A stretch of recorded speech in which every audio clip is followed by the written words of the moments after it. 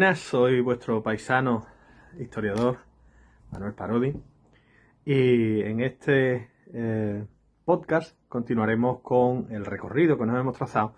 por la Europa, la España y el Puerto Real de principios del siglo XIX en el contexto de las oleadas revolucionarias de 1820, en el seno de las cuales se producen hechos tan fundamentales para la historia del mundo, en realidad,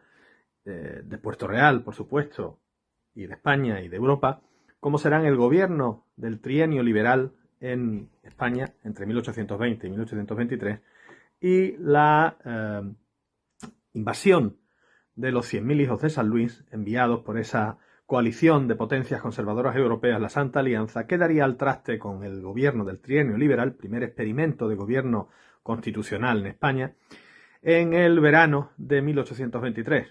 Unos acontecimientos en los que Puerto Real jugó un papel fundamental debido a la defensa que de las libertades se hizo precisamente en el término municipal portorealeño, en toda la bahía de Cádiz en realidad, pero muy especialmente en el término municipal de Puerto Real, en los pagos de la Matagorda, la Cabezuela y fundamentalmente el Trocadero, la isla y caño del Trocadero. El 31 de agosto de 1823, con la derrota del ejército constitucional gubernamental español a manos de ese cuerpo de ejército de los 100.000 hijos de San Luis, enviados por la Santa Alianza, formada una coalición internacional formada, como sabemos, por Francia, Prusia, Rusia y Austria, las potencias reaccionarias conservadoras de la Europa del momento, unas fuerzas comandadas por el duque de Angulema, Luis Antonio de Borbón, sobrino del entonces rey de Francia, Luis XVIII. Hemos visto qué es lo que estaba pasando en Europa, hemos hecho un recorrido por distintos países europeos, hemos visto en líneas generales qué es lo que estaba pasando en España, la pérdida del imperio ultramarino entre 1809 y 1826, coincidiendo con este momento histórico, y la victoria, eso sí, en la guerra de la independencia por parte de España sobre el invasor napoleónico. Hemos visto también cómo Puerto Real estaba en buena medida, el Puerto Real de 1823,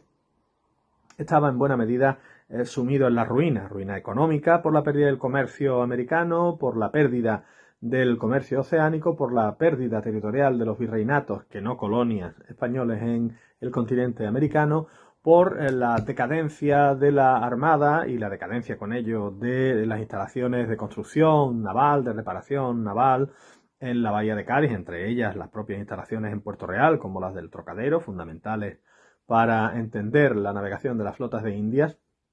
durante la Edad Moderna, y hemos visto cómo estaba también Puerto Real sumido en un estado de ruina física debido a las consecuencias de la invasión napoleónica y de la ocupación por parte del ejército francés durante varios años a principios del siglo XIX. En España, lo que estaba sucediendo a nivel político, de manos de la restauración de Fernando VII en el trono tras su vuelta de Francia al ser liberado del cautiverio napoleónico, fue también dramático. Lo que estaba viviendo España fue la abolición de las libertades constitucionales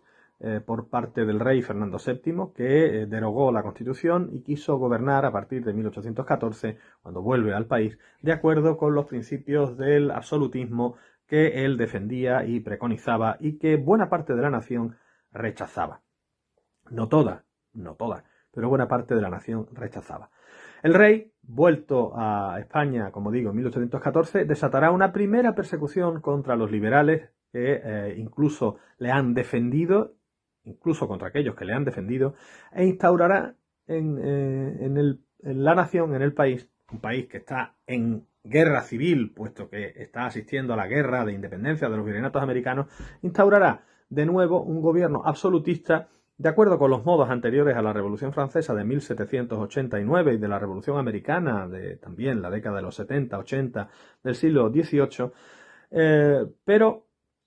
ello deberá hacerlo a base de apoyarse en los elementos más reaccionarios del país, de la aristocracia, del clero e incluso de las capas populares, y deberá hacerlo también a costa de perseguir, como estamos señalando, a los liberales, a los constitucionalistas, que se verán obligados, para salvar incluso la vida, a exiliarse fuera de España. Fundamentalmente, el exilio británico, el exilio inglés, será uno de los lugares de acogida para no pocos de estos liberales españoles perseguidos por Fernando VII. Por tanto, la situación política del país en las décadas de los 10 y los 20, en este caso, en los años precedentes a 1820, a la instauración del gobierno liberal, de ese trienio liberal, ese lustro largo que va entre 1814 y 1820, a nivel político en España sería un momento de enorme inestabilidad, de persecución del liberalismo, de persecución del constitucionalismo por parte de los elementos represores del Estado y de intentos de Fernando VII de, por una parte, impedir la independencia de los virreinatos americanos y, por otra parte, instaurar y atornillar, por así decir, su gobierno absolutista en un país destrozado, devastado por la guerra napoleónica.